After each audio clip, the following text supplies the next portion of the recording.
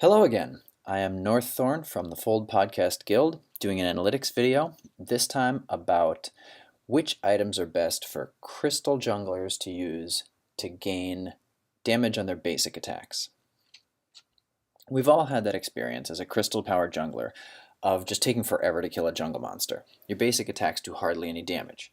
There are several ways to solve this problem, and in this video we're going to figure out which way is best. So let's assume we're only going to dedicate one single item slot to solving the problem. Obviously, if you don't mind committing several item slots, you could do a hybrid weapon power crystal power build, but this video is focused on just crystal power builds. So there are four options. Alternating current, which is an upgrade to basic attack damage only every other attack, while adding both crystal power and attack speed. Obviously, that extra crystal power is good for crystal power junglers, and the basic attack speed is better for the attacks we're analyzing. You could also instead do Stormguard Banner, which eventually builds into Stormcrown. It's an upgrade to basic attack damage.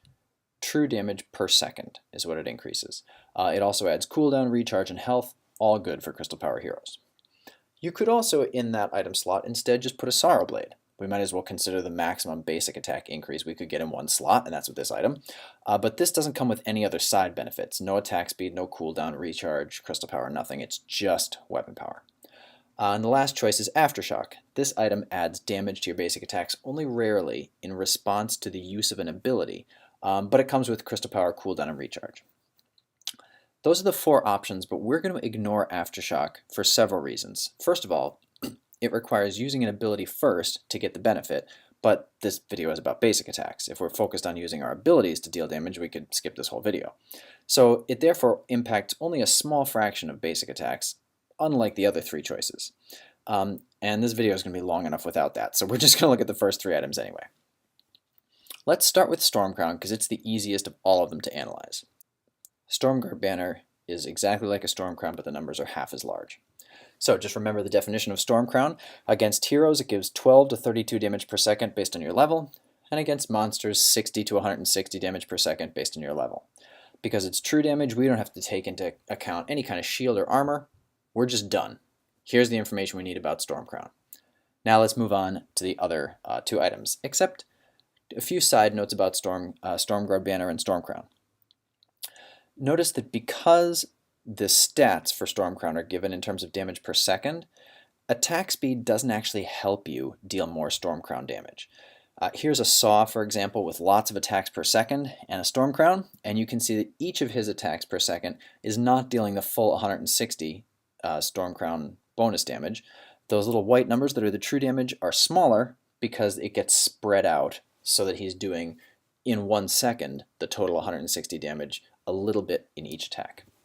As a related side note, it also means if you have multiple Stormcrowns in the same team and you're both attacking the same target, then the Stormcrown damage is spread over those two teammates and is not added together against the same target. So there's a bit of a lost value there when two teammates attack the same monster. So these are our numbers for Stormcrown.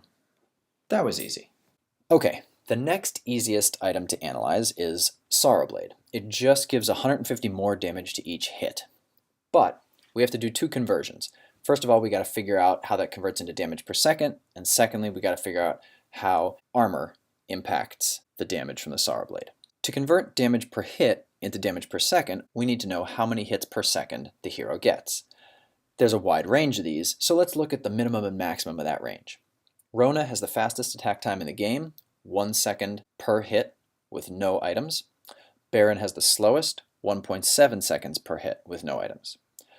With perfect stutter stepping, you can remove 0.2 seconds from any of these numbers, as in a very nice article linked to in the liner notes. But we're going to assume no stutter stepping just to keep everything consistent across the board. We also have to consider now how armor impacts that Sorrow Blade damage. We'll consider again the two extremes.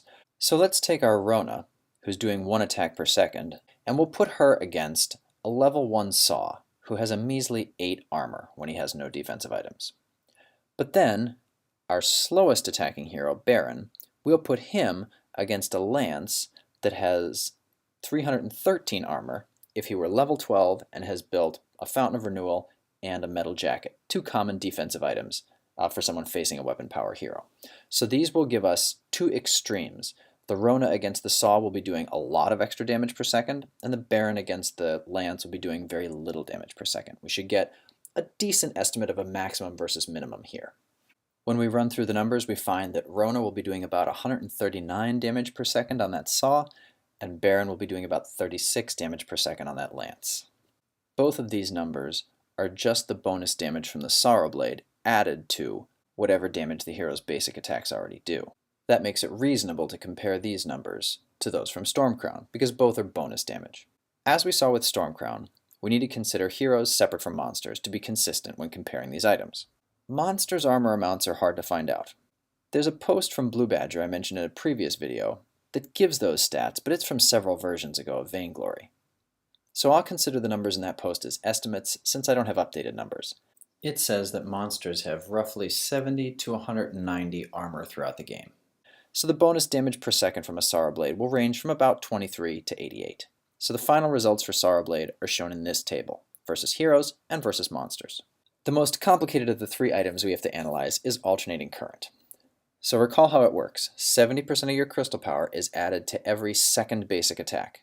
It would seem like this is a bonus but simultaneous hit, which strikes against shield as crystal damage and is reduced by shield, as opposed to a weapon power bonus. So let's test that. Let's start with an extreme low damage situation. Here's a Taka that just has an alternating current and nothing else, hitting a very high shield hero, a level 12 Lance with an Aegis and a fountain. Taka's crystal power is 60, so we'd expect 42 crystal damage every other hit from alternating current, reduced by Lance's 333 shield, giving approximately 10 damage to every other hit. We see in the video that that's exactly what's happening. The video says 11, there must be something rounding off in our formula somewhere that's doing that, but that's fine, we're close enough. For an extremely high damage situation, we would want to take Taka with an alternating current plus two other high crystal power items like Frostburn and Shatterglass and put him against a level 1 Saw with no defense. But you can't do that because in a private match, if you have Taka earn enough gold to buy all those items, Saw has accidentally leveled up to level 4 or 5, so you can't even run that experiment.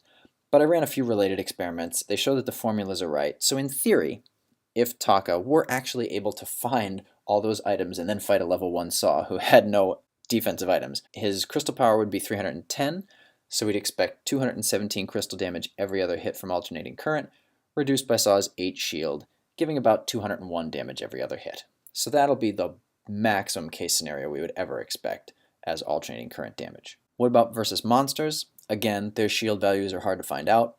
I'll use the ones from the old BlueBadger post as estimates, meaning monsters have somewhere between 50 and 144 shield, roughly. So the minimum damage, if the attacker has only an alternating current and the monster is max level, that alternating current is going to be doing 17 damage every other hit. But if the attacker had also a Shatterglass and a Frostburn and the monster were a very low level, the bonus damage every other hit would be more like 145. So we'll use that as our minimum to maximum range of values, 17 to 145. But those values are in damage per 2 hits, not damage per second. So we need to take attack times into account. Again, heroes have 1 to 1.7 second attack times based on the hero, assuming no stutter stepping, but alternating current gives a 65% attack speed boost. There's a nice broken myth post that suggests that this means we should just divide the attack times by 1.65. So, the attack speeds with alternating current range from 0.61 seconds per attack to 1.03 seconds per attack. But we also have to remember that alternating current works only every other hit. Incorporating both these facts, we can convert damage per hit into damage per second. And so here are the new values for alternating current. Against heroes, the damage per second ranges from about 5 to 165, based on what other crystal power you have and what defense the enemy hero has. Versus monsters, the damage per second ranges from about 8 to 119. Okay, so we can now compare all our results in one table. Here we have our 3 items on the left, and in the next 2 columns, the min and max damage versus heroes, and in the right 2 columns, the min and max damage versus monsters. Versus monsters, the case is very clear. Stormcrown has the best minimum and maximum values. Note that while I say monsters here, I really mean any non-hero that includes Lane minions, turrets, munions, the vein crystal, wolves, seeds, any other weird critters they invent in the future, anything but a hero.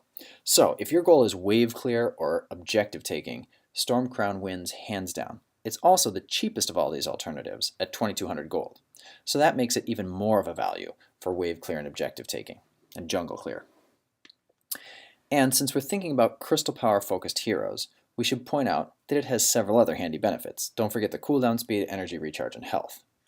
So, for clearing the jungle, the lane, or objectives, the case is clear.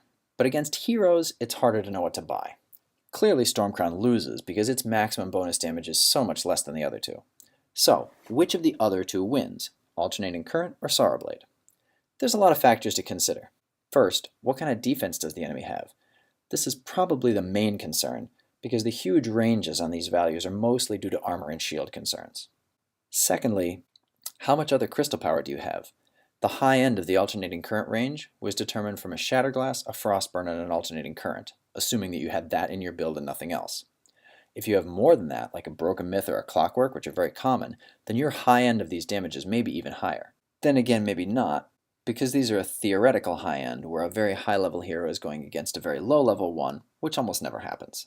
Do you have any items that take action whenever you do a basic attack, or whenever you do crystal power damage? If so, then more frequent hitting or crystal power damage is better, so that may make alternating current more valuable to you. The last thing to consider is cost. Alternating current is 300 gold cheaper than Sorrowblade. Since for 3 out of 4 of these concerns that I just mentioned, alternating current seems like the better choice, I would recommend it over Sorrowblade. But in the rare case when the enemy has high crystal power defense and no weapon defense, then Sorrowblade may be the better choice. But typically, an alternating current seems to win the day against heroes. So here's a summary of all of our findings on how to get some basic attack damage as a crystal power jungler. What do you want to do the damage against? If it's objectives and monsters, buy a Stormcrown. If it's heroes, then ask, do they have a lot of crystal defense? If so, then you may want the Sorrowblade. If not, then you probably want the alternating current. And these are the costs associated with those choices. So that was a long analysis, but I hope the results help you simplify some decision making about a pretty important aspect of the game as a crystal power jungler. I'll close with a gameplay clip that I really enjoyed recently. It's pretty rare to get a 1v3 ace when you're playing Roam Lance, so I was very happy that I managed to do that recently, and I thought I'd share it here. Thanks for visiting, and I'll see you next time.